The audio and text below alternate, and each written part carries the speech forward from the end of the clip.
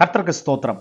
சங்கீதம் 92:10 சொல்லுகிறது, என் கொம்பை காண்டாமிருகத்தின் கொம்பை போல உயர்த்துவீர், புது எண்ணெயால் அபிஷேகம் பண்ணப்படுகிறேன். கர்த்தருடைய பரிசுத்த நாமத்திற்கு ஸ்தோத்திரம். கர்த்தருடைய வார்த்தை இப்படியாய் சொல்லுகிறது, புது எண்ணெயின் அபிஷேகம், காண்டாமிருகத்திற்கொத்த பலன்.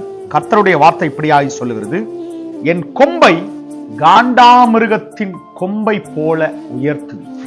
இந்த புதிய வருடத்திலே வந்திருக்கிற நாம் இந்த 2026 ஆண்டிலே, இந்த புதிய ஆண்டிலே கர்த்தர் சொல்லுகிற காரியம், கர்த்தர் உங்கள் கொம்பை உயர்த்த போகிறார். காரணம், சாதாரணமாய் ஏதோ ஒரு காரணத்தினாலே, நம்முடைய சொந்த பலத்தினாலே நம்முடைய கொம்பு உயர்த்தப்பட போகிறது கிடையாது.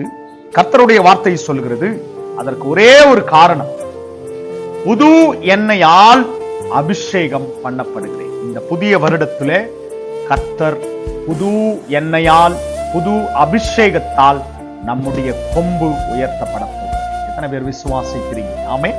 அருமையான தேவ பிள்ளைகளே, அப்ப கர்த்தர் கடந்த நாட்களில் இருந்த அந்த கர்த்தருடைய பயம் அல்ல, அந்த பரிசுத்தம், அந்த அபிஷேகம் அல்ல.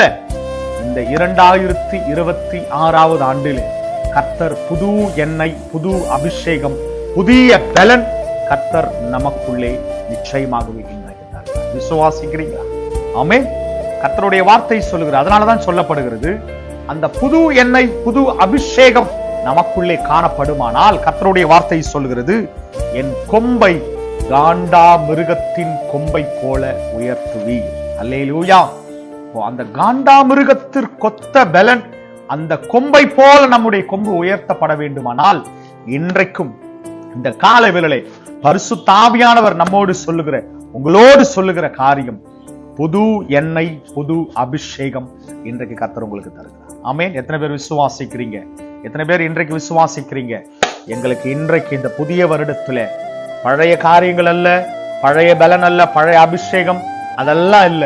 கர்த்தர் இந்த புதிய வருடத்துல புதிய எண்ணெய், புது அபிஷேகம். ஆமென். இருக்கிறவங்க வீட்டுல விசுவாசிக்கிறவங்க ஆமென் சொல்லுங்க. கர்த்தர் நிச்சயமாகவே புது எண்ணெய், புது அபிஷேகம், கர்த்தர் உண்மையாகவே நம்முடைய கொம்பை காண்டாமிருகத்தின் கொம்பை போல கர்த்தர் உயர்த்த போகிறார். நிச்சயமாகவே இந்த வருடத்திலே விசுவாசிக்கிற உங்களுக்கு, இந்த புதிய வருடத்திலே கர்த்தர் புதிய பலன், புதிய கிருபை, புது அபிஷேகத்தினால் கர்த்தர் உங்களை நிரப்ப போகிறார். ஆமென்.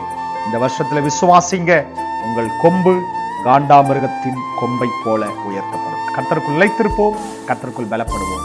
God bless you.